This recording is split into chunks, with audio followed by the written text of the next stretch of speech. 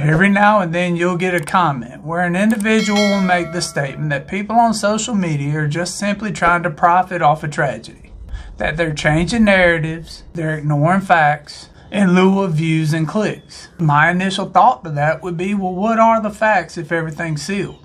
And what really makes this case extraordinary, considering we have passings every day in this country and all over the world, and almost none of them have captured so many people's attention. So somebody's to blame here. And that's exactly what we're going to talk about today.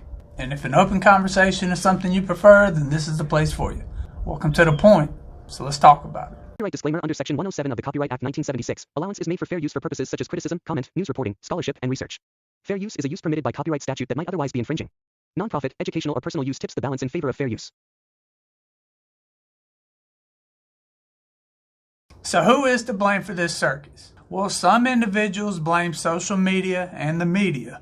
Other individuals have blamed law enforcement. And some people are blaming the courts. So who is really to blame here? Well, when you look at the courts as a whole, is it not odd that absolutely everything has been sealed in this case? We have people saying, well, it's the defense. The defense doesn't want cameras. The defense doesn't want certain documents public. And yes, that is true. The defense doesn't want certain things public. But the prosecution also advocated for a removal of cameras. And they are also filing things that are sealed. Not to mention very recently, and I will roll back a little bit of my comments about the judge, given his most recent court document update, they're keeping things quiet too. The court is now controlling the camera. He's trying to dictate what you can and can't do with that particular footage. And they're also going to block out certain people's testimony. So is that law enforcement's fault that the court is doing this? Or is that social media's fault the court is doing this? Or is it the court system as a whole? Because a lot of this trial has been kept secret. Now, we all know the pretrial hearings aren't necessarily something that have to be viewed by the public. But when you start talking about the actual trial and them omitting from the national audience eyewitness testimony, it does raise eyebrows. It does throw fuel into that fire that causes speculation.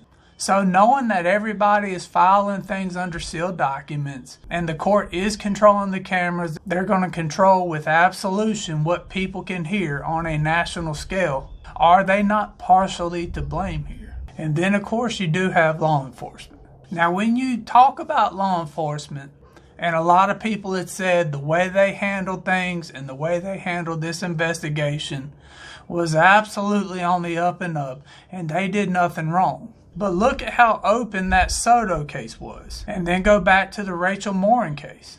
I mean, even if you want, you can go to the Kylie Russell case. All these cases were handled in different areas. All those cases were very public, but the investigators put information out very quickly. We had law enforcement in Maryland release that video footage of that potential suspect in the Rachel Morin case. You had the Kylie Russell case. Those individuals down in Hoover, Alabama, came out with a press conference after Kylie Russell returned home and essentially said they see no evidence of a kidnapping whatsoever. And the case down in Texas, you had that footage of that truck, of those potential suspects released to the public. So is it common for highly public cases to be handled so secretively? Is that the norm? A lot of people had said yes. But go back to this interview right here. Chief Fry had said he regretted how he handled things in terms of dealing with the public very early on in this case. Now, he doesn't regret what his investigators did or how they investigated the case. And what they did or didn't do, we don't know, because once again, they didn't tell us, and the courts aren't going to tell us. But he did admit, looking back, that was on him for not being more transparent to the public. So if the courts are being secretive and law enforcement is being secretive, is it then the media and social media's fault that these things are going on? In terms of social media, I can't presume to speak for anybody. I can only speak for myself. Am I changing the narrative here? Am I ignoring facts? Well, when there are no facts really given, what am I ignoring? Now, I am raising questions here. Some are my own, some are from the comments section, but I'm not doing it with any type of ill will. We've had this rampant speculation surrounding the roommates. And why have they popped up on social media? Well, mostly because there's that big, massive time gap. That is odd to a lot of people. And when that pops up, in conjunction with law enforcement not being open and transparent, in addition to the court system, you're going to have people wondering because we're not getting answers. You have Hoodie Guy pop up on a video that wasn't found by law enforcement. It was found by Kaylee's sister. And who he is has never been confirmed. A lot of people believe it's Showalter. And then you have all those rumors surrounding his family and potential homes overseas. He's got off social media. Nobody's heard from him since. And then, of course, the ex-boyfriend, who a lot of people thought would have been involved very early on, given that Kaylee was going to a separate state to start her career. She was taking the dog. Maybe he was jealous. And not to mention fraternities. It is not out of the norm for incidents to happen in a fraternity that cause people to pass.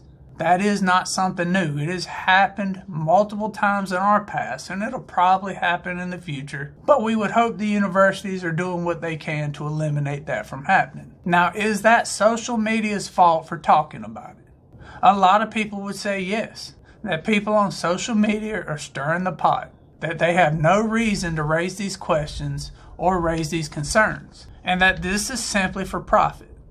Just for me personally, I would like to remind everybody that there is something called the Innocence Project.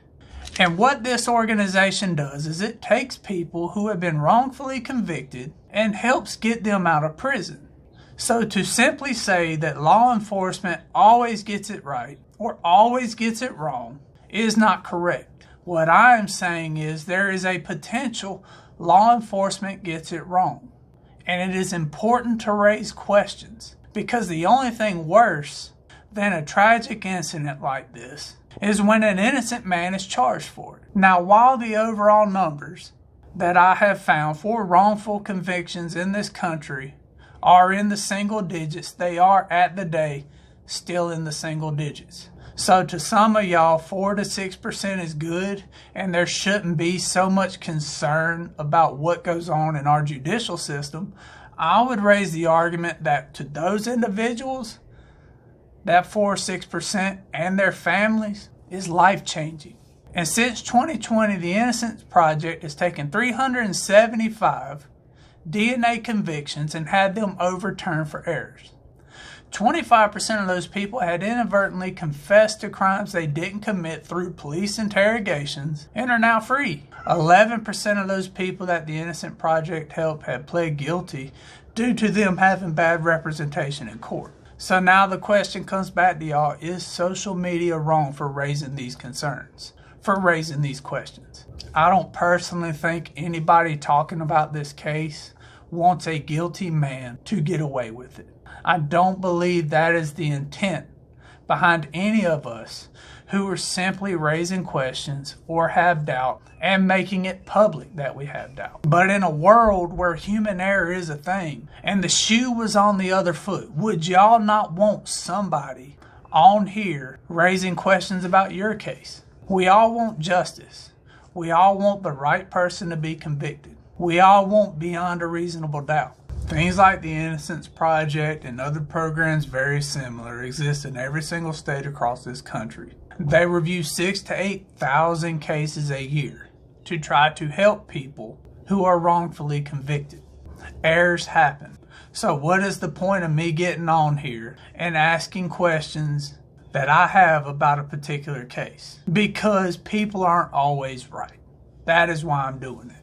Am I trying to profit off the tragedy of others? No, I'm not. I've got a playlist called The Editorials, and I talk about all kinds of things. So I do more than just talk about the Idaho 4. That is an interesting statement, though, and I felt like it needed to be addressed. Sometimes people get it wrong. If you see anything different, you can let me know down in the comments below. Other than that, I appreciate your time. I appreciate you being here. Y'all stay safe. I'll catch you in the next one.